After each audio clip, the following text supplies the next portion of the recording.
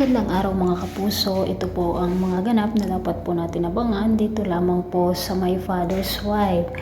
Hindi na nga po maiwasan na magkaroon ng hinala si Gina dito sa kanyang asawa na si Gerald mga kapuso dahil nga sa kinikilos ng lalaki. At ganoon na nga rin po itong si Robert mga kapuso.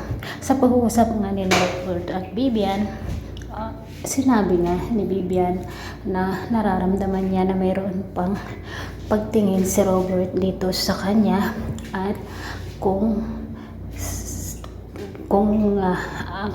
may babalik lang sana daw ang panahon na sila muli ang magkatuluyan. At nakita nga ni Betsy na magkahawak kamay ang dalawa at galit na galit ito at nagselo siya at sinabi na nilalandi daw ni Vivian itong si Robert mga kapuso.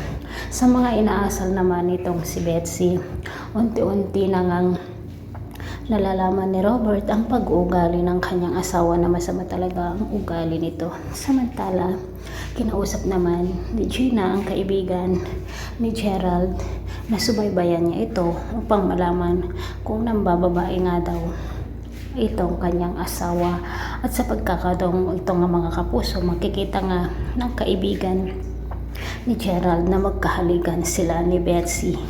Sasabihin kaya ng kaibigan ni Gerald ang nakita niya dito kay Gina mga kapuso.